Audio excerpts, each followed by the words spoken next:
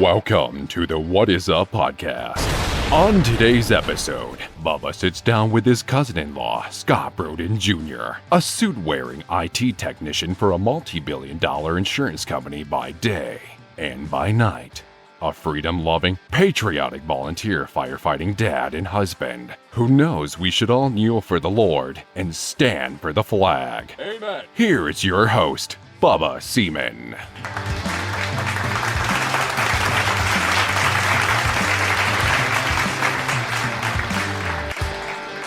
Well, as we're talking about $10,000 pools, that's what I will never have because I have no money sponsors on this podcast. And our next one is going to be TrueServe Insurance in Reedland. Are you looking for insurance? Well, if not, maybe you should be because we all got to have it. And one way to keep your insurance expenses low is to compare them and their rates to other insurance companies. No matter your needs, TrueServe Insurance in Reedland can help you out. They offer home, auto, and commercial insurance. They do it all and will do their best to help meet your specific needs. If you have coverage issues or think your premiums are too high, reach out to my friends Ben and JC Hogan at TrueServe Insurance, and one of their agents will help you out. You won't find a better insurance company in Reedland, I promise you. It's not that big a town. Check out TrueServe Insurance online at www.trueserveinsurance.com and tell them you heard about them and their incredible rates on the What Is Up podcast. Or just walk right on in there in Reedland and tell them Bubba sent you. All right, Scott, we got all the tough stuff out of the way, the heavy stuff, the family history, all that. Everyone knows you now. So now we're going to have some fun. We're going to get into our segments. And this first segment I call the Pastor Tommy segment. I had a pastor there at FBC in Dunkerton, and he always talked about this. If there was a movie theater room in heaven, what would you choose to see from the Bible when you get there? Yeah, this is an interesting one. Given some thought to the number of events, and honestly, I think the one event and maybe more period of time more so than anything, and would be Noah's experience with the ark. Good one. And obviously, 900 years, I think, plus Noah lived, obviously not his whole lifetime, but from the point in time that he was given the guidance to build the ark. Yep. And when you think about how big that was and the times that he was in, could you imagine now if there was somebody that just started building a boat in the middle of here, dry Iowa? Yeah. Oh, yeah, there's going to be a flood that's coming, and it's going to wipe everything out. And they didn't have the tools that we have now to build something that big. No. I would love to just see his approach, and I spent some time trying to find passages in the Bible that talk a bit more about his struggles, because the ark experience is early in the Bible, right? Yeah, it's in Genesis. It's early on. What was happening at that time for him? I mean, the world was a disaster. Bad. Yeah. Yeah. And what does bad look like then versus now? And that's something that I've always been curious of as the years progress in the day and age we live. Yeah. How much more bad are things? And we talked about this even offline privately of this generation, the things are so bad. Well, are things so bad, or is it the narrative? I mean, look at what happened then, and we know what Revelation says in the Bible about what's to come, but I would love to see Noah as he's building this ark, doing his thing, what others are thinking and are saying, and his faith, even his wife and family, like what's really going on there. Could crazy, you imagine dude. if you went upstairs right now and you told Sarah, hey, we're going to build a boat, like, yeah, God came to me, and you'd be laughed out of. You'd probably be thrown into MHI over an Independence, honestly. Yep, you would. Yeah, the Bible says there's nothing new under the sun. There's stuff that was going on back then that we're dealing with today. I've learned that just starting to research all this gender and sexuality stuff. Yeah, there were issues just like that back then. There's nothing new under the sun. Yeah, that's good because, he did face some ridicule and things. That'd be a good one to see. How did he handle it? How did he do it? How did he stay faithful? And, they built that life-size replica down in the Kentucky, Ohio area or whatever, and they say that's a tremendous experience to go down there and see it, and it's pretty much like a family theme park. So that would be something we could check out. But they used heavy equipment. They used How did Noah get it done? And it'd be interesting to look up how long it took them to build that this day and age. Oh, yeah. Yeah, I think you can get that on their website because they're pretty detailed about comparing it to the actual building and things like that. That's why they want to do it to scale and all that. Yeah, that's a good answer. Very good. That segment really has taken off with my first two guests. Okay, now one I know you're going to love. Segment number 2, the Doug Heffernan segment. You remember Doug Heffernan from King of Queens? Oh, yeah. All right. Yep. So what is your best moment from the high school glory days? Yeah, it'd be my senior year, that experience, honestly, during my knee injury during the football season, which, looking You're back telling me your best high school glory day moment is when you were injured? Yeah, and the events that surrounded that, honestly. And here's why. So Haley and I were dating at the time. I had a lot of college interest at that point in time. Had some really strong relationships that I had built with recruiters. Okay. And the collegiate level. Barring that injury, who knows where I'd be. I definitely would have went and played D1 somewhere. But that injury was a pivotal moment in my life for 2 reasons. One, my family, my wife included, girlfriend at the time in high school, which Haley was graduated, but they rallied around me. My classmates, my coaches, everyone rallied around me in this moment that was devastating for me. And I could have shut down and just been done with it, but that was the hand that I was dealt. So I controlled what I can control. I got after it. We went and got multiple opinions. We lost 2 games in that period that I was out. I missed 3 total games, and then was able to come back for homecoming game and got to experience the rest of the season anyways. Had that injury not happened, I would have went off to college, and I alluded to this earlier. Haley and I probably wouldn't be together anymore. Yep. So, glory days, high school football, loved it. That was what I lived for. I mean, I worked out hours a day to prepare for football season. When Haley and I were talking about starting dating, my dad was entirely against the idea because he didn't want me to have a distraction that took me away from my pursuit of what I wanted. And when I put my mind to something, I'm going to chase it relentlessly. So those things happen, right? There's a curveball. Again, God puts things in your life. That could have been devastating for me. But you move on. I got to come back and at least finish the year with my classmates, which was fun for me.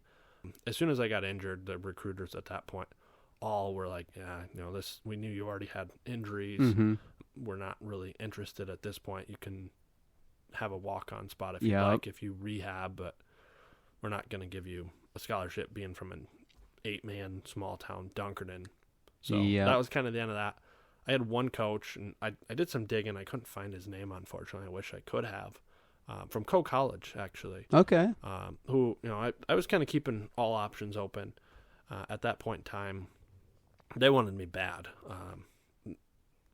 I don't know if as bad as like Drake wanted me, but he was very personal and focused on the relationship side of things. Nice. And was not as focused on, you're a number, we want you in our program because you're going to help us succeed. When I got injured, he called me and we had a very humble, like just raw conversation. And he's like, hey, I'm going to call you every week at the same time as we were contacting each other on a regular schedule. He's like, I want to continue to follow you and your team through. He goes, obviously you're not going to be on the team, but you're going to be supporting the team. And I want to just see, he had a pretty good sense of my character and leadership at that point. So he's like, I'm just going to continue to stay in touch with you and coach you, kind of guide you through this, and we're going to get through it together. So, he could have been like the rest of the coaches, see ya, you're no longer of value and interest to us. Yeah. But he genuinely cared, which was cool. So that experience, my wife helping me, chasing me around through appointments, my mom and dad, we racked up, I don't know how much medical bills with all of these injury, going to all these specialists, ultimately finally got cleared to play. And, they paid for my surgery that first round. And so, without that, things would be different in my life, I'm sure. So got to do the fun things. Fortunately, my knee's much better than it was now. So, if you would have asked me 2013, 2014, probably would have been like, yeah, it was stupid. I don't know why I even went back and played. But That was what I was really trying to do. Yep. That was my main focus in life. It was. That was fun. That playoff run was a fun thing to watch, and it was good for Dunkerton. I mean, I still remember the sidelines at that game. It was like Dunkerton football has arrived. It's just traditionally not a winning program, but we've always known there's been lots of talented kids that have come through Dunkerton. So we know that for a fact. So yeah, it was quite the swing from when I started in high school, 0-9, to finishing the season. Well, we were 7-2 regular season, but we had to forfeit a game due to technicalities. So we were 6-3 going into the postseason, and obviously lost to Janesville. So. Yeah. I got some of your clippings are on my wall of fame in my garage. It doesn't matter if it's Dunkerton or Wapsie. When I like the newspaper, and so I like cutting that stuff out because it might turn yellow over time, but it doesn't degrade. And so I put it on the wall and I leave it there. And I've got old stuff on there. It's good memories, man. All right, so segment 3 is getting to know you. These are rapid-fire questions. We cover a lot of ground in a short amount of time. So if you could meet and have a conversation with anyone in the world today, who would it be? Wyatt Earp. Inspiration for my son Wyatt's name. Okay. Actually, it ties to the film Tombstone. Oh, yeah. Timothy just got me that. Not even for my birthday or nothing. He goes, I know it's one of your favorites, so I got you this collector's edition Tombstone. That's pretty awesome. All right. So that's anyone in history. Is that your only answer? Yep. Okay. Favorite Bible verse? Isaiah 41:10. If you're not familiar with that, really just talks about, fear thou not, I am thy God, I am with thee. It's summarizing kind of the core of that. Yeah. So there's a number of times where that comes. You've hung on to that one. Yeah. I mean, all of the personal life matters that we've been through. I've been in some tough spots personally through some dumb decisions that I've made. But even as we're entering hazardous environments as firefighter, EMT, there's been a number of times where the hair on the back of the neck starts to stick up. Sure. And it's like, we've got to worry about ourselves, but it's also like, hey, we're here to do a job, and you got to make that real-time decision. And that verse always comes front of mind for me of like, nice. You got to make smart decisions, but you've also got to have faith and do what you can, help others when they need help. Absolutely. Top 3 favorite movies or books if you're a reader of all time. I don't read, so I will read if I have to, and obviously I can read, but I don't have enough time. Some people to read, just aren't, man. Yeah. So movies, number 1, play off of my first answer in this segment, okay. Tombstone, and honestly, that was my dad and I's movie growing up. I'm hoping as my son Wyatt gets a little bit older, we've tried to watch it a few times and it's not into it yet. I'm hoping it'll take off, and I'm sure it will when he gets older. So I'm hoping it'll be a generational thing. So Tombstone, number 1. The Program is oh my goodness, football movie. So Haley hates that movie. I don't think she's ever watched it. That was my Thursday night ritual from my sophomore year when I started really actively playing varsity. Yeah. That every Thursday, it didn't matter. That was, I'd get home from team meal, I'd watch film, review plays, and then I would watch The Program. And then that was leave me alone in the house. And then I was ready to rip somebody's head off. So that was number 2. And then honestly, picking a third movie, I couldn't come up with what would be number 3. There's a number of options depending on what I would do. There's movies that I liked in high school with my friends that we watched, stuff that Tanner and I have started to watch now, opening his eyes to some of the stupidness that took place when I was his age. Yep. And then Haley and I's thing was horror movies. We would watch all sorts of scary movies when we first started dating. Of course. And we watched all the mainstream stuff, and then once you're done with the mainstream stuff, we'd go to Digital Dog Pound in Evansdale, and we're renting or just buying these low dollar crappy storyline. But that was our thing. Now that we live out in the country, I can't get anybody to watch a horror movie with me out there. So it's kind of gone scary to the wayside. Yeah. Oh, okay, that makes sense. Yeah, I'm not into that stuff. I can't do it. No way. All right. Favorite song or favorite workout song? Yeah, I'll give you 3 answers here. So favorite song, Real World by Matchbox 20. That's my favorite song. Okay. At least right now, if you ask me. And in fact, that's kind of stuck. It's my genre of music, and so it is what it is. Favorite workout song. So if right now, it'd be "Monster" by Skillet. All right. Which kind of ties back to earlier. My workout song in high school would have been "The Red" by Chevelle. The Red by Chevelle. Okay. Yeah. Wow. All right. I think that's my ringtone right now. I have to look that up. Favorite restaurant or favorite fast food? Yeah. So favorite restaurant, Alley Cats in Denver. Nice. Good food, good people. We know the owners. Matt's a firefighter as well. Cool. Wife Allie, great people. It's close to home, but it's not in home. Yep. And what I mean by that is, like, when Haley and I go out on date nights, we like to, like, get away from, sitting there and everybody stopping by and talking to us. Now, if Matt or Allie sees us when we're in Denver, and we've got friends from Denver, they'll stop by and say hi, but it's usually a quick hey, and then we're back. And even the family, it's something that all of us, Haley and I, will go there on date nights. We'll bring our family or my parents and siblings. It's our spot. Yep. Cool. All right. If you had to choose a major fast food chain, what is it, or what did it used to be? Well, it used to be Taco John's, right? 6-pack and a pound. Yeah, that was Taco John's. That was my thing in high school. My wife doesn't like it, so I don't get it anymore. And it's not healthy for you. And no. Honestly, everything's super expensive. Our go-to as a family fast food is McDonald's. Okay. Quick, in and out, whatever. My favorite fast food, honestly, probably be Subway. It's a bit healthier. Yeah. Good choices. All right. Now this one is childhood idol, but I always put a disclaimer on this that idols are bad. They will let you down. I'm reminded of Charles Barkley back in the day. He said, "Do not call me a role model. I'm not a role model. I'm a professional athlete, and I'm doing what I got to do to win. I'm not here to be somebody your kids look up to." So idols are bad. It's in the Bible. Don't have any idols. But who'd you look up to? Yeah, John Randall. Oh, Vikings defensive end. Yeah. Big Bad John back in the 90s. And he's got a heck of a story because he was not some big, highly recruited, highly touted. He was a guy with a high motor, went to a small school, and even when he got in the league, he didn't hit it off right away. He worked for everything he got, and he ended up being a pretty fierce defensive end. Yep, defensive end. Yep. Yeah, before the edge rushing really took over. Yeah. Man, and he was a loudmouth too, but lots of character. Good character guy. What's something you're looking forward to this fall? Yeah, the F's of fall, I would say. Number of things. Football. Yep. Faith. Sunday school gets going here again for the kids, so that's a good thing.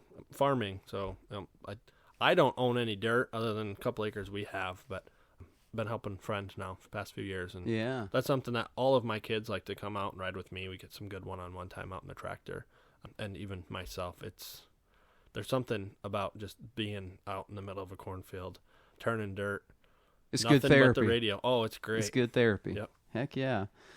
All right, now this is one Haley definitely did not want me to strike out from my first episode. She wanted me to leave this in here. One thing you love or appreciate about your spouse. Yeah, well, I'm going to break the rules, and I'm going to give you more than one. But that'll be the main one, honestly, the highlight here for me, she pushes me and everyone in the house, but specifically, as we talk about me and her, she pushes me to be the best version of me. We talked about it a little bit earlier of we'll pick each other up when we need to and kind of fill in those blanks. She's constantly pushing me to be the best version of myself, for myself, but also for our family. She's very compassionate. That comes through in everything she does, both within the household, but even in what she does in the broader community. Those things, especially given her background and what she's been through, are huge. So those couple things, and then I love her sense of humor as well. She's continued to really stay in good spirits through everything that we've been through together. We've had our ups and downs. Sure. Her recent bit of humor is what I would classify in the dad jokes category. So one of her favorite simple jokes as of lately is, what did the janitor say when he jumped out of the closet? I don't know. Supplies. Oh my goodness. And is she trying to get laughs from your kids or from Tanner? No, it's usually me. So I have no idea where she gets this content from, but we both work from home. She's got an office in the basement, and then I work in an office setup in our bedroom. Okay. I'm on conference calls on camera pretty much all day.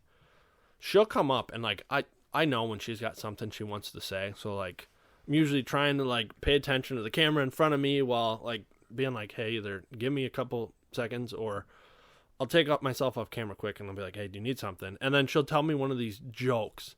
And like I'm trying to be professional and then I'm dealing with her like dying laughing, and my work at times can be high stress. So it's nice to have that kind of quick break. Yeah.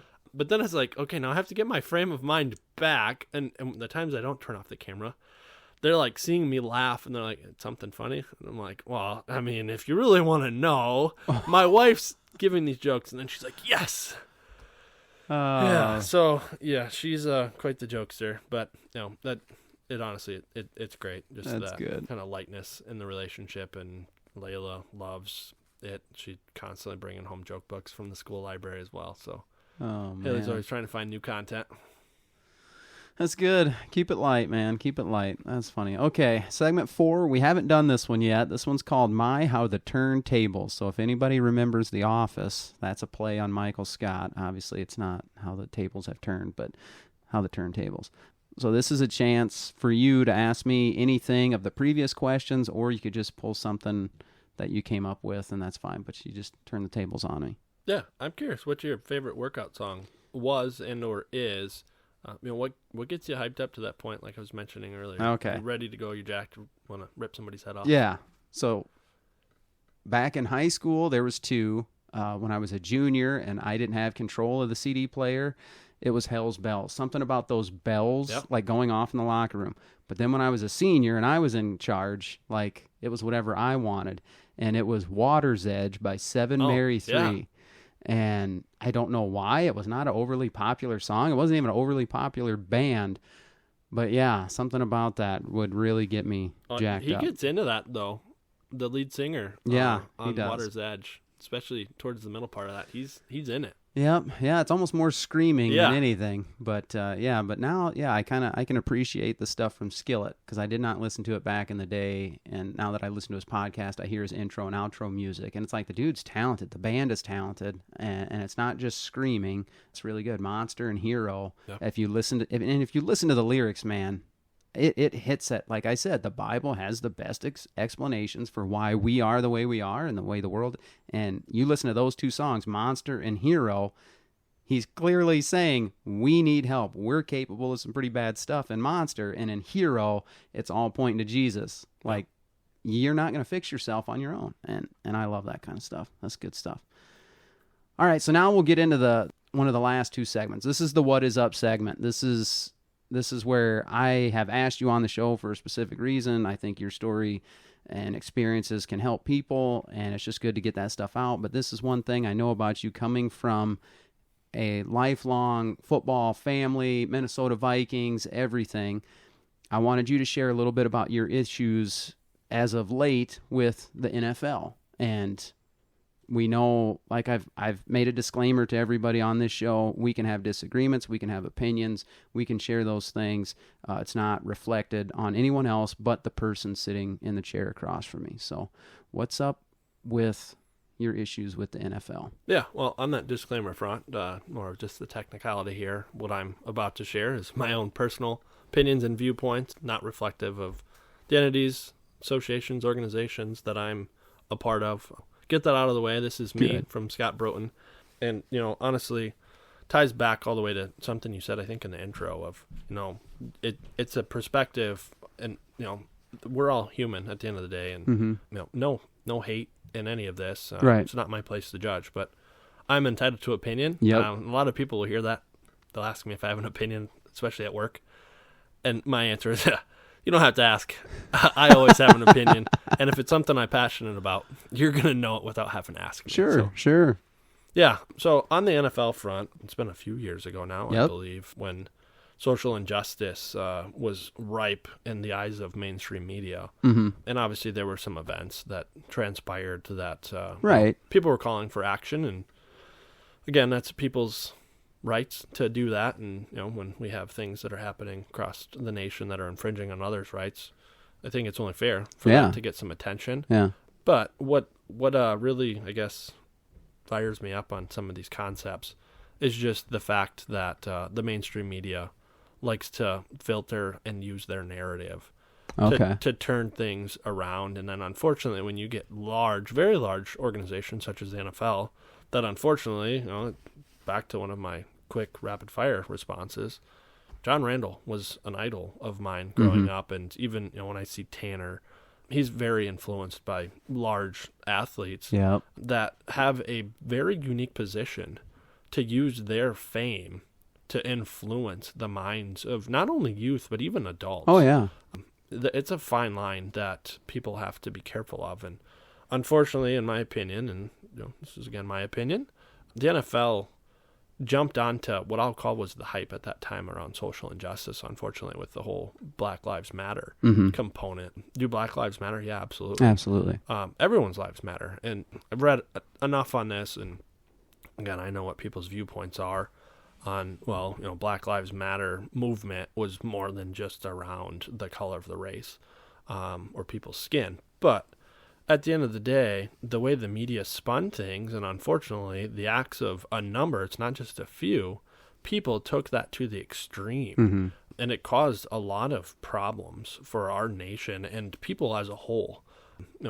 I have a close connection with a number of law enforcement officers, given what I do as a volunteer with fire department and as a first responder EMT. It's sad when I take a step back and look at someone lost their life due to police brutality, right? So, and that stuff happens. It happens. It's everywhere, unfortunately. So what are we doing to just make people be better people? But in this instance, we swung the pendulum too far, in my opinion. To the extent that we've now got rioting, uproars happening. People are destroying personal property, trying to make a statement that, again, you've got big organizations like the NFL that are fueling. Now, they committed a lot of dollars behind this social movement. Yeah. Great. What are they doing that's driving an impact? It's hard to see how much of it is, again, they're just trying to take advantage of the opportunity, or feeling like if they don't act, it's going to create a bigger problem. So, this has been an ongoing thing for decades. Sure. Where have they been in those instances and, the time leading up to some of these broader events? And it's unfortunate that once the media and some of these activist groups latch on to something, then these companies feel like, we have to get on the hype cycle, as I'll refer to the virtue it. Signaling. Yeah, kind of and so, that's my bigger problem with it. For me personally, I was raised in a household where you honor and respect the flag because it symbolizes a lot of things. Oh, sure. Yeah. And when you think about the sacrifice that our military in particular have made over the years that we've been an independent country, it's a respect thing. And then when you have people that, to me, are disrespecting and not standing, or worse yet, burning flags and things as a result of some of this mainstream media movement, it hurts when I think about it. I've got good friends that have been actively deployed. When you see what it does to their family, and they're making the ultimate sacrifice, especially to the extent when they can't return from where they're at, right? And that doesn't matter if you're military, it doesn't matter if you're a veteran, and your instances and situations that you've seen are so unbearable that you have, they think that they only have one out, and that's to end their life. Yeah. That's unfortunate. And then you've got the law enforcement side of things where they're out there, again, most of them, 99.9%, I would say, that are out there trying to make a difference in their communities. Yeah. And then you've got people that are being killed in cold blood. And again, I'm not going to downplay the fact that things happen, right? Stuff happens. We're human. There's evil out there. We've talked about there that a will bit be already. Till the end of time. Yeah. And so, how do we, as a whole, make sure that we're driving to the right outcomes? Sure. And not overreacting, but also not just sitting on our hands and being idle. So, it's a tough thing for everyone to make their own decision on, and you have to form your own opinion. Unfortunately, with where the NFL was on this position, and then some of the actions of the NFL's employees, which are huge, highly paid athletes that are very influential, it didn't align to my values and my beliefs. And again, it's nothing to do with the fact that, does police brutality happen? Yeah. But guess what? People kill cops, people kill people drunk driving kills people. What are we doing about that? Yeah. So there's a lot of other broader things that we also need to make sure we're looking at. And so, it's tough. This time in our lives is challenging, and I try to avoid a lot of this mainstream hype anyways, and some of the controversial aspects of it. But I was to a point in my life where with the NFL, the game as a whole has changed anyways, and then with what was happening with that broader organization, it was something that I decided I was not going to follow as much and as deeply as I was. I don't remember the last time I've watched an entire full NFL game. I will not buy NFL licensed gear anymore. Mm-hmm. Now, Haley, Tanner, they're still very passionate about it. I'm to the extent I don't even do fantasy football anymore. Right. I don't follow it, so why would I play those activities? And all of that stuff, it drives additional visibility to the NFL. And I did some reading actually before this discussion on, where's the NFL now on these challenges, and they're doing more. And honestly, I think they've done a lot even in years prior to this big social movement, but it hasn't gotten the attention. And that's something, again, that I blame the media on more so than anything. Of Walter Payton Man of the Year, that's been a thing that they've been doing for a long time. Yep. And it used to just be Man of the Year until Walter Payton passed. But why don't we see more of that? Like, let's see the Where's good. the positive? Yeah, and the positive's there. So why are we not seeing and hearing more of that? Yeah. And again, ironically, looking at some of the tactics now that this large organization's taken, they're building on some of that to try and, I'd say, recover from some of the backlash. Mm-hmm. And it's unfortunate that there's backlash anyways, in my opinion. There's a different way to go about it, and water under the bridge. But for me, it's something now that I've drifted away from. I'm much more passionate about watching college football. Okay. And even high school football for that matter. So there's a lot more involved, and it's less political, although, with the transfer portal now within college, that's a whole different issue and creating different challenges, but also creates new opportunities. So it does. 30-year-old me is trying not to sound like my elderly grandparents in the fact of I don't like this change, and I can't handle everything that's happening. Well, part of it is, again, control what you can control. Yeah. And I still love the game of football. Helped coach flag football last year. Been working with Tanner on things. Wyatt loves playing it, so we'll go out and play catch a few times a week, and I'm trying to get him just a bit more passionate and curious about some of the things there. But with regards to where some of these big organizations, not just the NFL, you have a ripe audience and platform to really inspire good. Use it. Don't just jump on the hype cycle, I guess, is my big beef with all of this. So that's my bigger beef than anything else. It's unfortunate that that's where things are at, but that's what gets the clicks, right? And so people have to just be conscious of that as well. Of, is this something that you really want to continue to see more of? Mm-hmm. Don't fall into that trap of the clickbait or, drama gets the attention, right? But the good doesn't always get the attention. How do we, as a whole people, start to build one another up, be there to support each other, and highlight those successes? That's the stuff I want to read about. Sure. And see. And when I say read about, I will read news articles. I don't read books. But I want to see that stuff and hear about it more so than all of the ugly that's in the world. And there's a lot of it. We were talking about this earlier. Are we worse off now than we were 200 years ago? Or are we just amplified by the internet and the interconnectivity of everything to where we can now see and hear and know about events that happen on the other side of the world instantaneously? Yep, instantly. And as a result, it instills this fear. And to me, that's almost, that's mainstream media's narrative, is they want us to be fearful. It's detrimental. Yeah. And that's not who I am. And as a result, I try and avoid it as much as I can. And I try not to judge people, is I guess the other big part of it. We're all human. We're all going to make mistakes. But how do we help build one another up? Sure. Opposed to just getting wrapped around the axle on, here's the next key controversial topic. Yep. Well, how do we, as a whole, try and love one another as brother and sister and move things forward? Yeah. Yeah. Yeah, that's a lot to dig into. So, people can take it for what it's worth. My take would be, obviously, the media, the narrative. Be a critical thinker. That's the big thing I tell my kids. Be a critical thinker. Do not take the clickbait. Look into culture. Look through it with your biblical worldview. I think that's the best way to do it. When you look at the number of law enforcement interactions with people, minorities included, on a large scale, on a yearly basis, the overwhelming number are peaceful. There is evil. There is racism. There always will be. But to be honest, when this first started coming around, I looked into BLM because I thought, okay, I didn't grow up in small town Midwest Iowa where, you have one black kid in school. I grew up in Slidell, Louisiana, where it was 50-50 or there were more blacks and whites.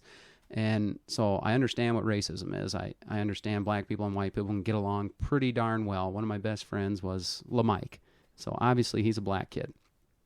So I'm probably the least racist person most people know. That's just not me. So I looked into BLM right away, and, I do some fill-in preaching, and so I saw this instantly as like a heart issue, a cultural issue, and the Bible has the best answer for it. When I looked at BLM and what they stood for, I was like, oh, wait a minute. These guys are like, Black Lives Matter sounds really good. It is not, if I were to support that, that's not virtue signaling, which everyone does. Let me get on board with this so I don't become a target, and we've seen it happen. So I looked at BLM, and this stuff was on their website. Some of it's scrubbed now, but you can still get a gist of it. They were about deconstructing the Western nuclear family structure. And I thought, what the heck does that have to do with, civil rights for black people? And I said, there's something going on here. So I just kept digging into it. And some of it's still on their website. They're more about deconstructing the family, marriage, gender. It's not just law enforcement and black civil rights. And I thought, well, man, it sounds good. You throw that out in the media, that's what it is. And then people just threw money at it. And it's really not the organization it sounds like it is. I pay attention to, like you said, what are the results? What are you doing? When Kaepernick first started taking a knee, and I thought, okay, he's bringing awareness to some injustices he's seen growing up. Okay.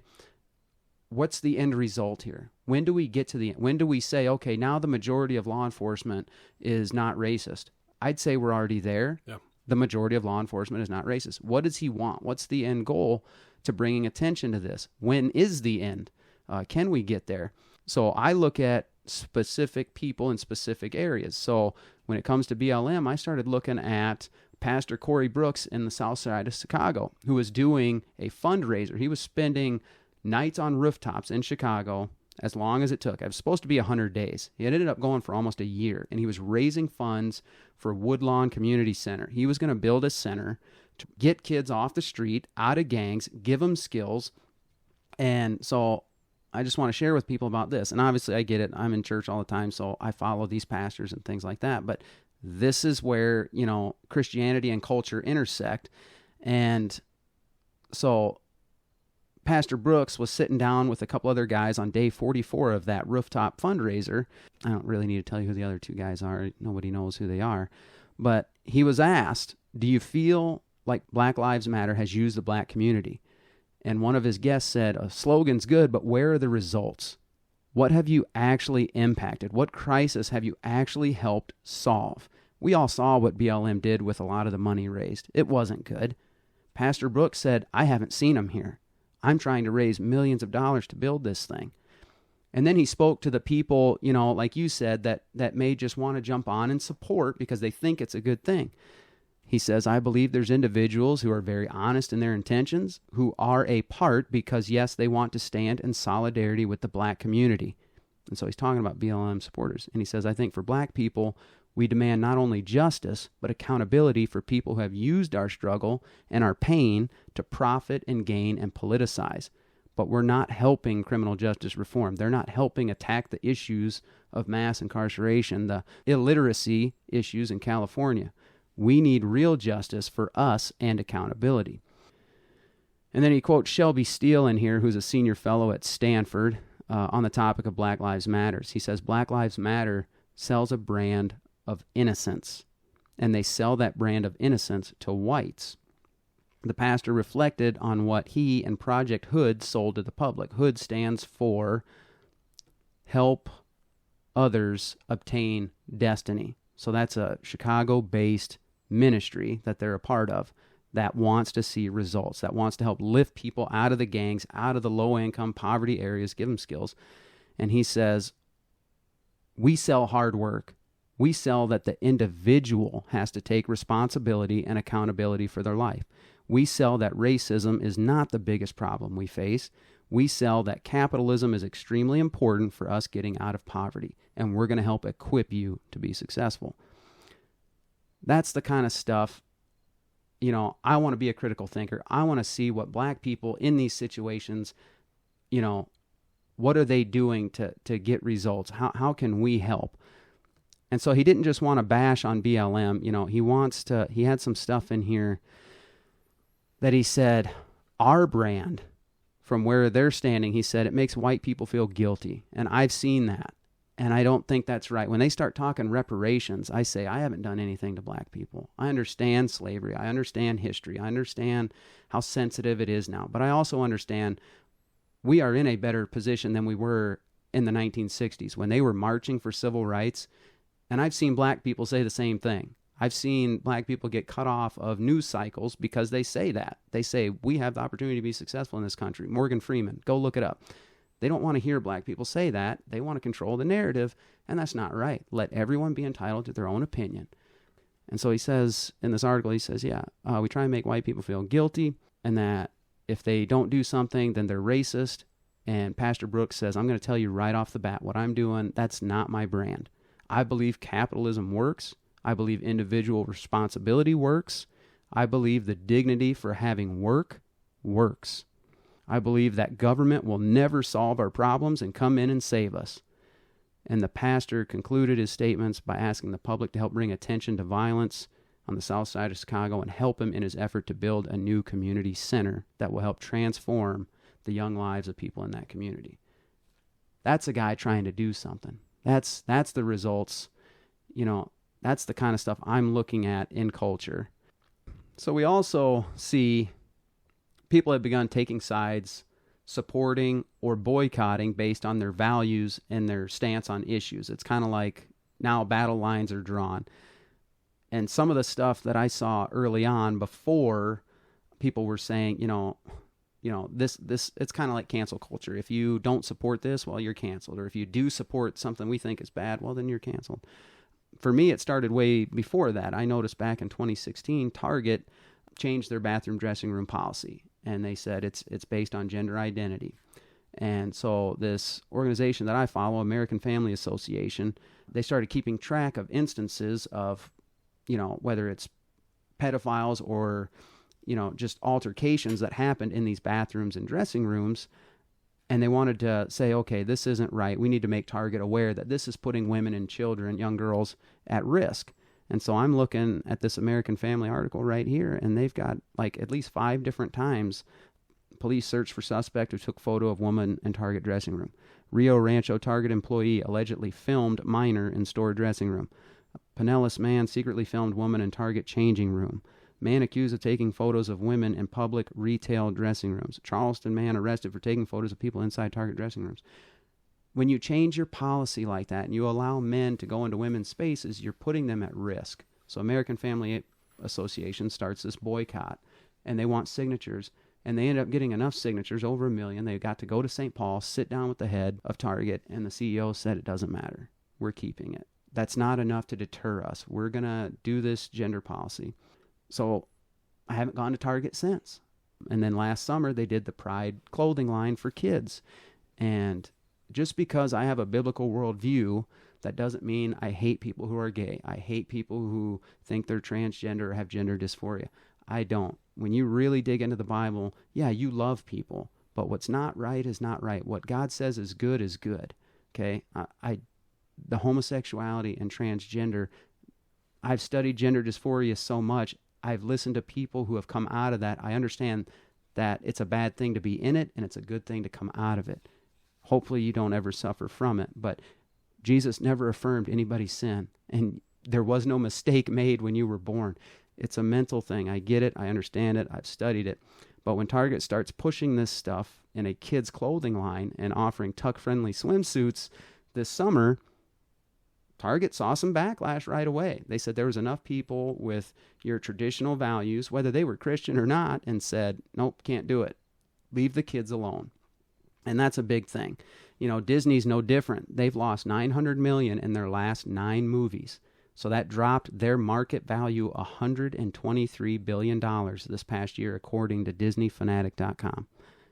Now, people will do some math and they'll say, no way, not possible, because these movies have made X amount of dollars and they cost this much to make. So when you look at it, budgets don't account for marketing or distribution of movies. So as a rule of thumb in Hollywood is that if the break-even point is typically somewhere around 2.5 times the budget to make the film. Productions like Strange World, Elemental, Lightyear, and Owl House, these are kids' cartoons, kids' films that sometimes adults can watch. I know a lot of people wanted to see the Lightyear movie. Those things are aimed at young people, and it included gender and sexuality themes, and that turned people off. There's an article right here at movieguide.org, and the author says, if anything is clear from the 2022 state of releases, should movies contain moral values and not fall back on immoral content like excessive violence, sex, well, then they're going to soar. One example is Paramount's Top Gun Maverick. Remember, the movie industry was in the toilet, right? Top Gun Maverick comes out, and it was the highest grossing movie ever released by the studio in a year that considered a throwaway for box office revenue.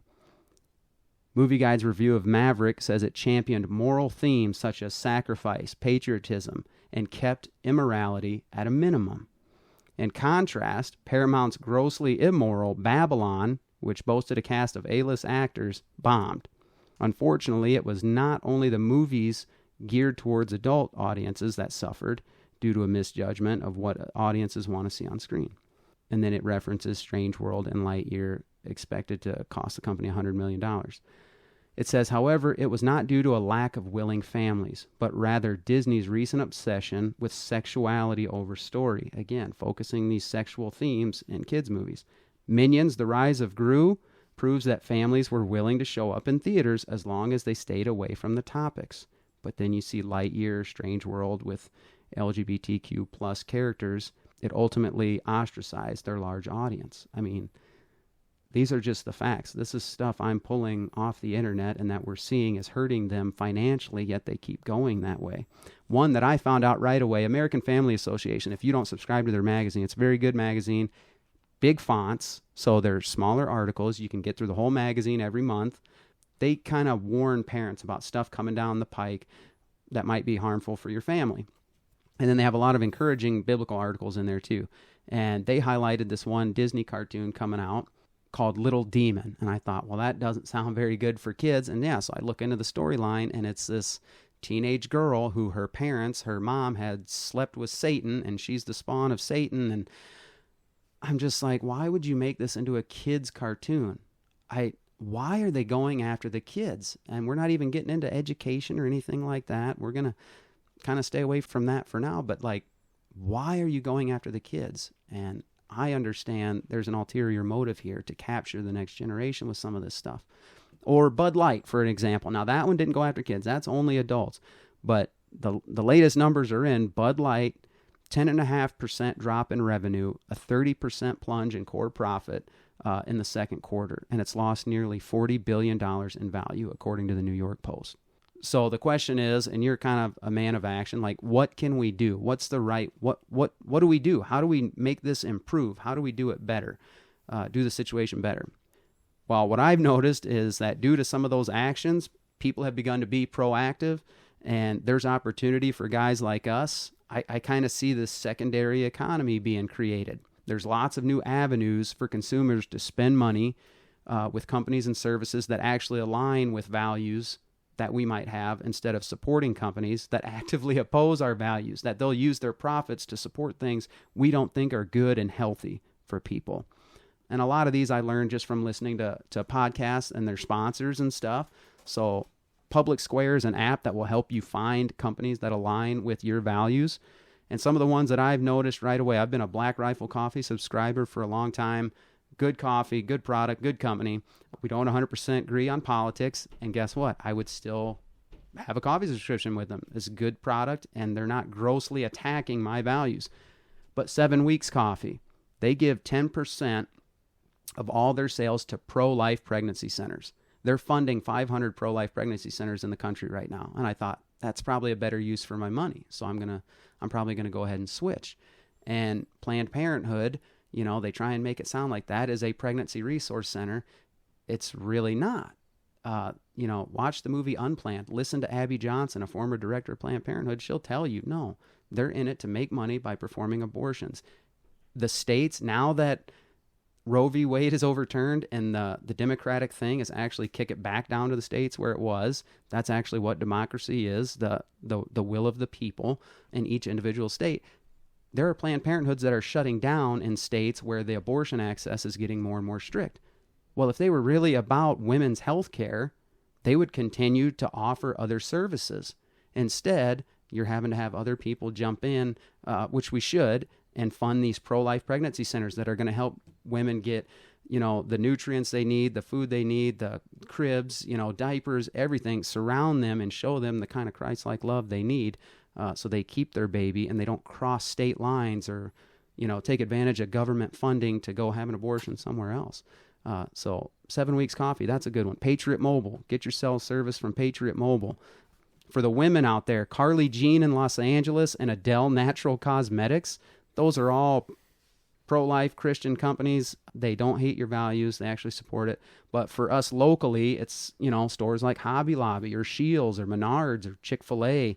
We don't have an In-N-Out burger.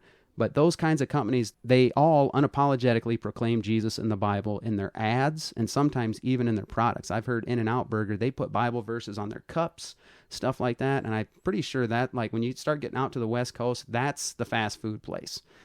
It's not McDonald's. So another thing we can do is support Christian media and causes. I follow a lot of things like this, on the pro-life side, Live Action, Operation Ultrasound, American Family Radio. For podcasts, listen to Relatable with Allie Beth Stuckey, listen to Cooper stuff. When films come out, we were talking about movies. When films come out, support these Christian films when they come out because they're not always going through the Hollywood production agencies. They need help. Like The Blind is coming out September 28th. I don't know a lot of people that didn't like Duck Dynasty. Yeah. When you understand the legacy that family has, they are all involved in making this world a better place, whether it's through foster care, whether it's through adoption, whether it's through Christian ministry, whether it's through Celebrate Recovery and helping addicts. They still go to that White's Ferry Road church. They speak all over the country. Those people are walking the walk. So they made a movie about Phil's life. That could have very easily never happened. None of it. Not Duck Commander, none of these good organizations, none of it. But Phil surrendered to Jesus. And so they said, we're going to make a movie about it. And it comes out September 28th. But they didn't go through Hollywood. They didn't want someone to censor their content. They want to be able to tell Phil's story, the way it deserves to be told, the good and the bad and the ugly. And they want us now, weeks before it comes out, to buy your tickets ahead of time so it can get into more theaters. It's all about pre-sale tickets. So, and it's coming to the Cedar Valley. I mentioned it last time. I think I'm going the Saturday after it comes out. It comes out on a Thursday or Friday. I'm going Saturday to see it. But there's been other ones. Jesus Revolution, Nefarious, Sound of Freedom. When there's good, clean Christian content, family content that has values that you agree with, you got to support it. So whatever you follow on social media, I get a lot of my information from things I follow on Twitter, or I don't have Facebook. I guess Twitter's probably about it. Twitter and the internet. But the things I subscribe to, the podcasts I listen to, Focus on the Family, I listen to that every morning, 5 a.m. to 5:30 a.m. on the drive to work. We've had family discussions because of who they've had on.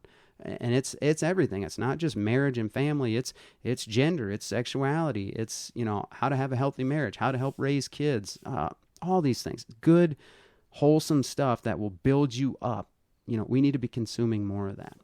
So I'm going to get off my soapbox for a minute here, and we're going to get into the guest choice for final topic of discussion. And you told me, I'll just let you take over from here because I'm tired of talking. All right. Well, the big thing here for me on where I'd like to take the remaining time, a lot of the stuff we've talked about, and even my background, but what we were just on, everyone is quick to have an opinion on things. That entitlement culture that I'd like to say, where everyone, is entitled to an opinion, and I'm the first one to say, yeah, I've got an opinion, but I do go through that critical thinking and making sure I think before I respond and act, even where I invest my time. Mm-hmm. What are people doing as they think about and admire or even, discover these challenges that are happening, mm-hmm. whether it's a household problem, it's something within your local community, or it's a national or even worldwide problem. And there's a lot of things that are happening. And again, the internet and just the pace at which communication and information moves now makes it a lot easier for people to know what's happening on the other side of the world.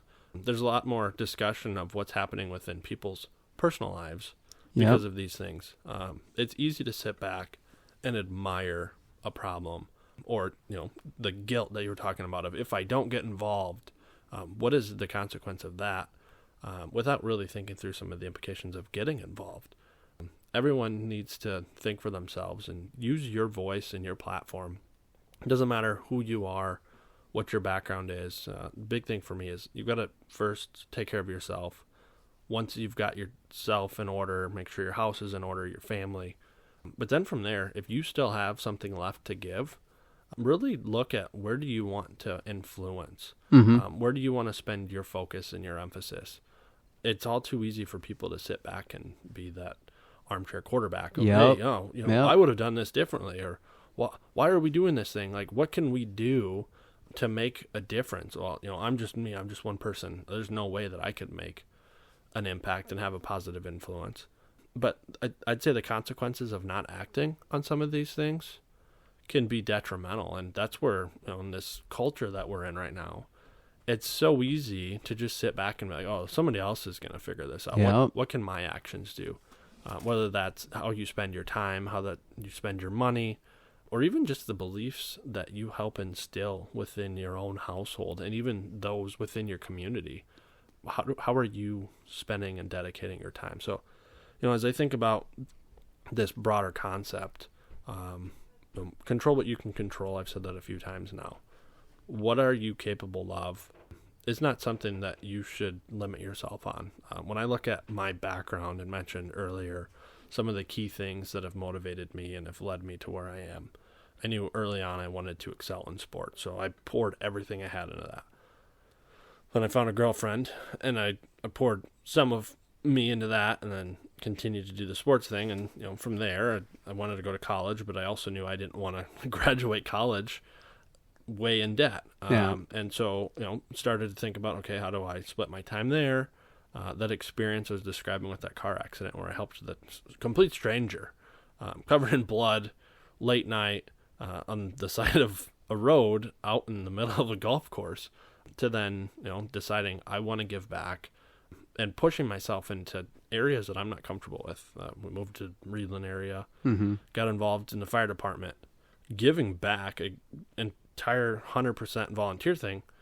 It requires hours every month of investment and commitment, not to mention the 100+ hours up front of getting certified, which I did when I had a 1-year-old at the house. It's just something, again, where my wife and I, there's a lot of give and take, and she constantly pushes me. During the COVID time, when we all drastically had shifts and impacts to our lives and ways in which we worked and communicated, I was working full-time in Waverly. Every day, hour drive time there and back. Got to the point where we were all forced to work from home as we were navigating this weird time. I could hear all of the radio traffic for medical calls for help as a firefighter. So fire and first responders, EMS, across pretty much all of Bremer County are 2 independent agencies. I would hear the calls because we share a radio frequency. And it got to the point I was hearing it all over within the county. And it's a broad nationwide challenge. The lack of first responders, whether that's fire, EMTs, and even police anymore. It's a scary profession to get into, and even more so now, as it almost feels like they have a target on their back when they're out there really just trying to do good. So when I look at that and what was happening during 2020, I mentioned earlier, my mother-in-law was ill at that time. I started to think about, maybe I should get more involved. Like, what could I do? It drove me nuts hearing multiple pages for help, and nobody was answering. And here I am at home working, albeit, yes, but I work for an employer that's pretty flexible when things arise. You're a professional, manage your time, you got to make it up. Got to the point where I was seriously considering joining the first responders crew. Haley knew, we'd talked about it, probably come up 4 or 5 times throughout the years that I was on as a firefighter. Once we got to that point where Dawn was sick, and really sick, it was like, there's other people in town, like, how can I go to sleep at night knowing that I mentally am strong enough, God's blessed me with that, to be able to go in and help people in these situations?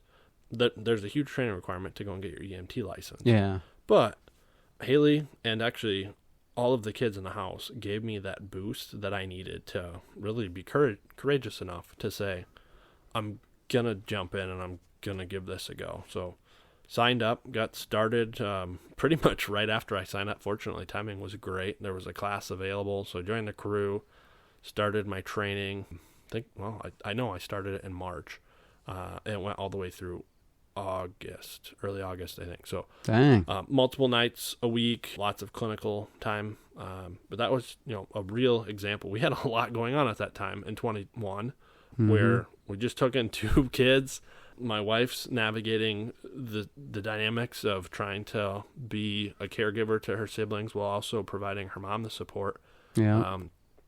And I'm sneaking out of the house 2 nights a week to train, plus weekends a number of times to train to be able to help support others. And looking back at that decision, it was not one that was easy to make, but I'm so glad that I made the decision. Right. It's a very rewarding experience to be able to help people at their lowest point in time.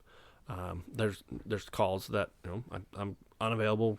Seems like anytime I'm out of town on an extended duration, we get a call and I'm not there. And we have a good crew, so I know when that happens, things are in good hands. But there's just always that part of me of like, should have been there for that, right? Yeah. And so that part, it's taken a lot of time just for myself to be at peace of like, again, I have to take care of myself, and part of taking care of myself is doing things with my family and getting out and doing it.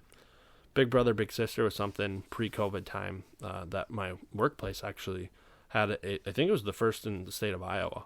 Awesome. Where we did a program within our corporate facility where the local schools would bus kids after school to our facility, and we would get to spend time while we're on the clock mentoring these adolescent children within the Waverly area.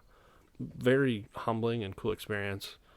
I have my own kids during this program, but it was fun and always gave me just a unique perspective on how blessed and fortunate we are, even with everything that we've had within our lives, to be able to spend an hour a week just giving back to others. And honestly, that mentoring experience, for me, I always leave it also gaining something. So sure. It's not just one-sided, like, I know everything, I'm giving you the answers to life. No. It's a two-way conversation, and it's very humbling. I spend time, as it allows or as the opportunity exists, mentoring still within UNI. I mentor college business seniors within UNI's business college as they're going through their readiness program to make that step into the workplace of like, hey, what are you thinking about? What are your interests? Resume review assistance. But just talking about life. I'm like, do you know what you want to do? You're going to stay in the area, you move in. What are you passionate about? Just real life stuff. It's good stuff.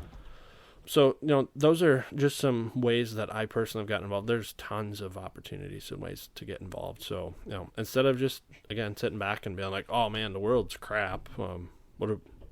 What's this generation doing? What am I doing? Is what I try and ask myself. Turn it back on yourself. And, Haley and I have a lot of conversation on that of she's actively involved too. And it's like, where are we focused? Where are we spending our time? And it makes for some healthy household conversation. I even see now our kids constantly outpouring themselves. They pick up on into that. others. If something needs to be done or they see somebody that needs a hand, it's kind of first nature now. You don't even think about it. Yeah, I mean, there's times where middle of the night, pager will go off. You stop everything. Your life is going on, but at that point in time, someone else's life is kind of at their worst or their lowest, and it's like, if that was me or someone in my family, you got to go, right? And so that's how I look at it. And obviously, first response stuff, not for everyone, but there are so many other ways to get involved, whether it's for local community club, church programs, tons of things that you can get involved in. And the other easier part, honestly, is how you spend your money, right? Where do you invest? Mm-hmm. There's things we all have to buy as humans, and to what you were talking about earlier, right, with some of those organizations. How do you want to make an impact? And indirectly through where you direct your dollars is something that people can do. And so we try and spend some time on that. Big part of my thing is, everyone wants local or, national jobs. We don't want to continue to see the outpouring of jobs go offshore or, outsourcing of things. Quit wanting the cheapest option, right? That's a big part of it. Yeah, go for better quality here at home. Pay attention to what you're doing. And, people are quick to be like, oh, man, it cost me $5 more to go and buy this from a mom and pop shop. Yeah. But guess what? Who's putting that money into our youth sporting programs and, helping with those things? Yeah. It's those small businesses that are doing that. And there are larger organizations that will make contributions and impacts as well. But, it's something that we all just put a little more thought into, and it'll go a long ways. Yeah. Yeah, I agree 100%. 100%. Yeah, I don't mind paying a few more bucks at Shields instead of going to Amazon for anything anymore. I mean, you learn to do it. It's a good choice. Yeah, dude, the mentoring thing, like I can really relate to that. I've seen that a lot in kids ministry over the years. You complain about the younger generation. Oh, they're lost. They need guidance, but then we don't have enough volunteers for kids ministry on Wednesday night for Awana Club or for whatever. And it's like, it's always easier just to complain rather than get involved. So I guess what Scott's trying to tell you is think about that. Think about getting involved. Don't just sit on the sidelines.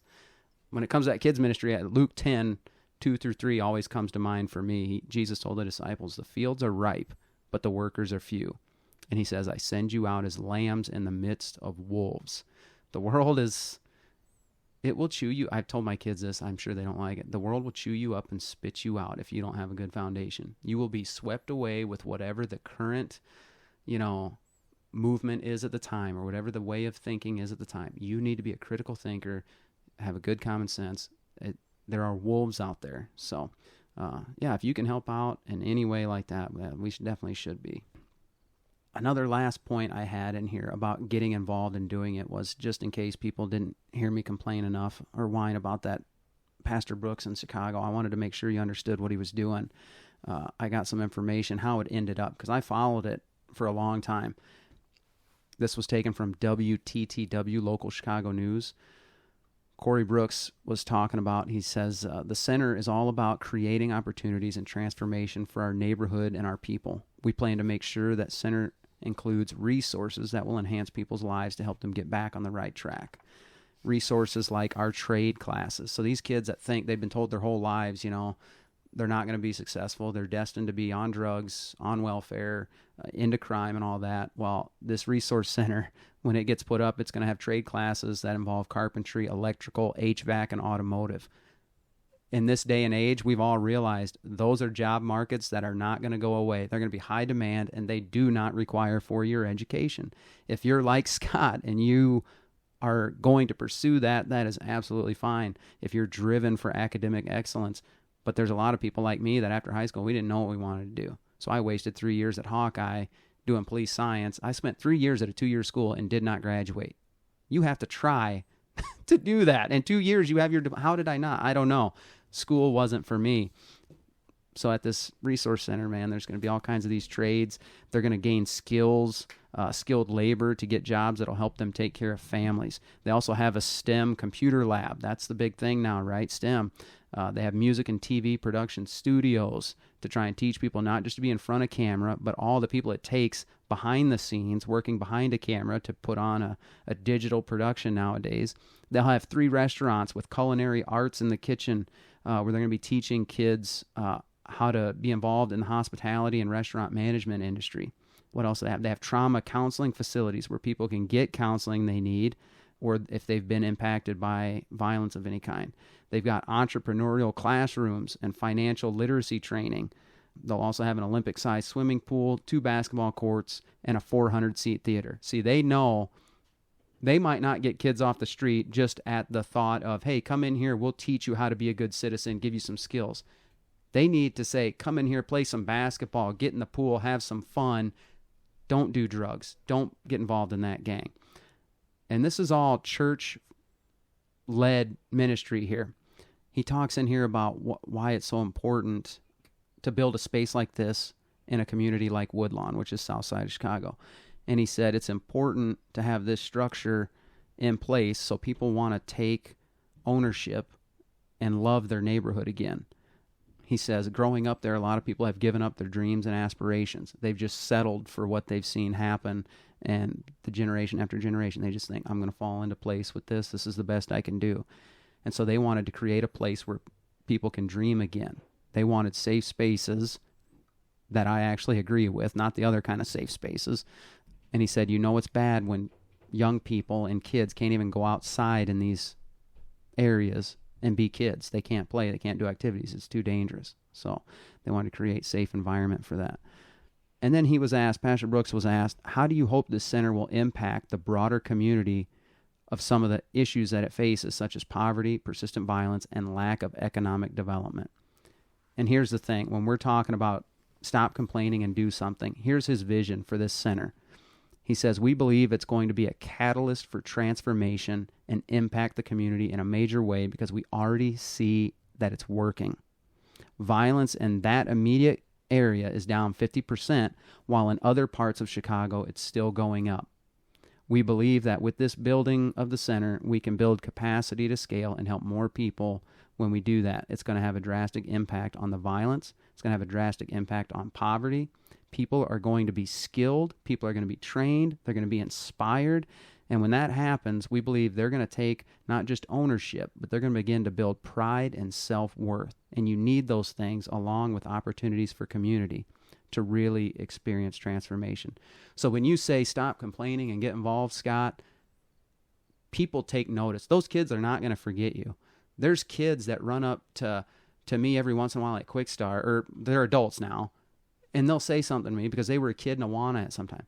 Kids never forget when an adult takes interest, shows care, because some of them have never seen that, and you're not their family. So it resonates with them. And so this whole Woodlawn Community Center in Chicago, Pastor Brooks, I'm all for it. That's what it looks like. That's the point Scott's trying to get across. Get off the sidelines and do something. Don't just complain about it. So before I get to my final thought, Scott, dude, I got to thank you for coming on. We've covered a lot of ground, and I knew you'd be great for this second episode, man. So I appreciate the opportunity. All Good right. stuff. So my final thought is this.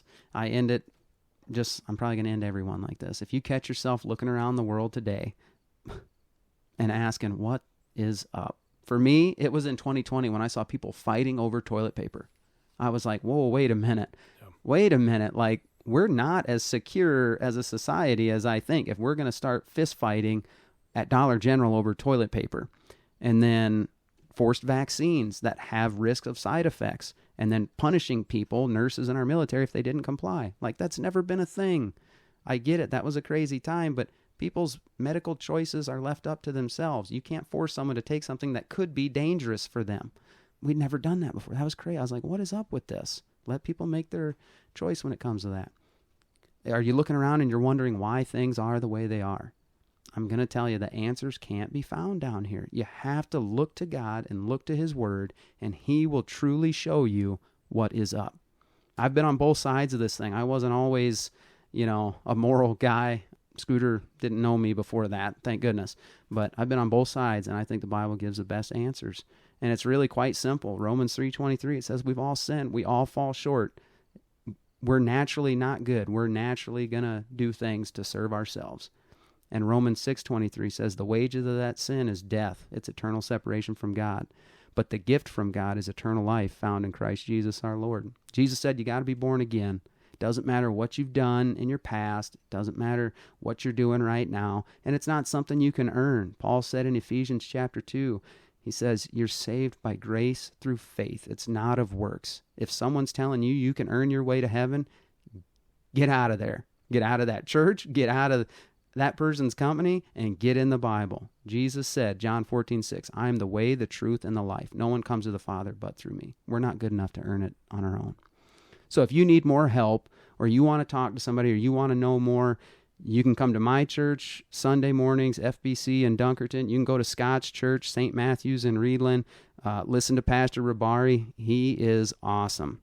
Not a lot of Madagascar immigrants in Reedland, Iowa, and small town Iowa, but he's there, so it's very good. You can check out the live stream. If you want to talk personally, leave me a comment wherever you're listening, or email me at whatisuppodcast@gmail.com, and I'll personally share the gospel of Jesus with you, so that you can know for sure that God is real, that he loves you, and he wants a relationship with you. Yes, even you.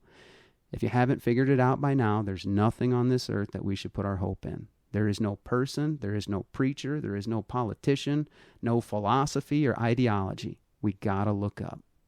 So if you're listening on Spotify, be sure to follow it and leave a 5-star. If you're on YouTube, subscribe, like it, leave a comment, and then share it with everyone you know. I welcome all kinds of feedback, questions, comments, even criticism. You got something bad to say? Go ahead, tell me. Maybe we can talk about it. It's okay to have a difference of opinion, difference of idea. It's a good thing to debate idea, even though we've been told it's not. So send me an email at whatisuppodcast@gmail.com. Thank you guys so much for listening. I really mean that. I hope it encouraged you. I hope Scott and Haley's testimony, I hope that helps you. And Lord willing, I'll talk to you on the next one.